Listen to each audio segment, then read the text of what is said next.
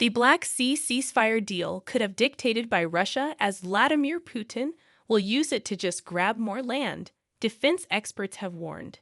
Military analysts told The Sun that the U.S.-brokered Black Sea deal is set to benefit Putin far more than Volodymyr Zelensky, who is trying to salvage a permanent peace deal for his war-torn nation.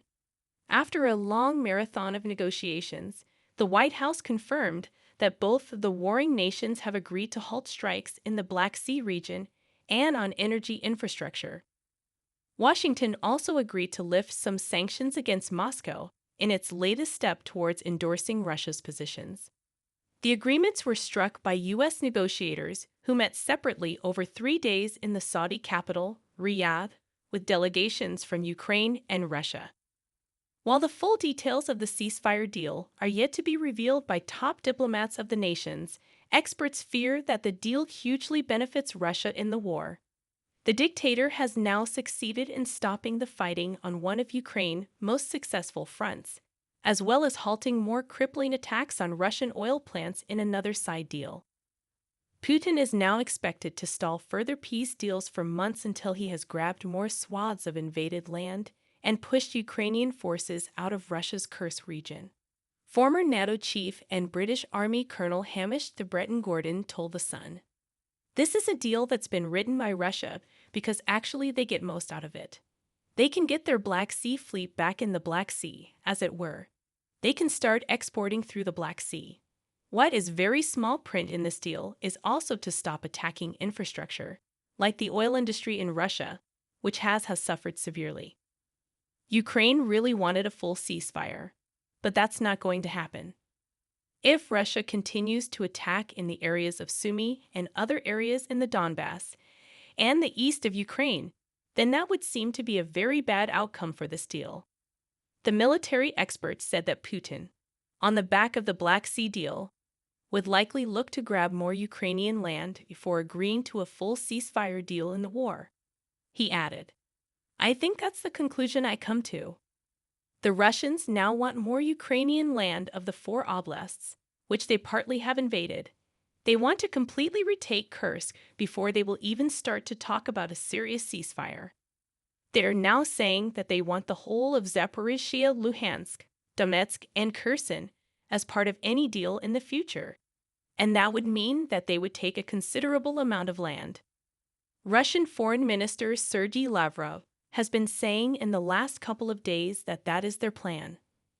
They want to take the whole of the 4 oblasts. Zelensky warned that the Black Sea ceasefire deal could fall apart just hours after both Kyiv and Moscow agreed to stop attacking each other in the naval region.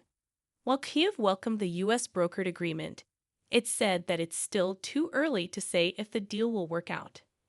Embattled Ukraine's gain is that it will be allowed to relaunch its decimated grain shipping trade across the globe from its besieged Black Sea ports. And Putin is still demanding that Ukraine must be barred from NATO and leave itself virtually defenseless by halting arms imports from the West. Former Major General Chip Chapman warned that Russia will try to play the U.S. diplomats until they get what they want. He told The Sun, "Russia still sees a military solution to this, and it will try and play Trump and his advisors until they can get something out of this. The deal doesn't mean that there will be a linear progression to an immediate and full ceasefire. At the moment, they're playing a canny game, but we'll have to wait and see if those conditions mean that it's implemented." The Kremlin said the Black Sea agreements would not come into effect unless links between some Russian banks and the international financial system were restored. During the peace talks, the U.S. committed to help seek the lifting of international sanctions on Russian agriculture and fertilizer exports, long a persistent Russian demand. The deals were reached after parallel talks in Saudi Arabia that followed separate phone calls last week between Trump and the 2 presidents Zelensky and Putin. Russian Foreign Minister Sergei Lavrov said, "We will need clear guarantees, and given the sad experience of agreements with just Kyiv, the guarantees can only be the result of an order from Washington to Zelensky and his team to do one thing and not the other." Kyiv said this was untrue, and there was no requirement of sanction relief for the deals to come into force. Zelensky blasted.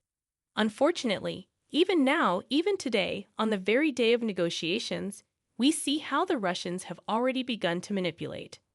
They are already trying to distort agreements and, in fact, deceive both our intermediaries and the entire world.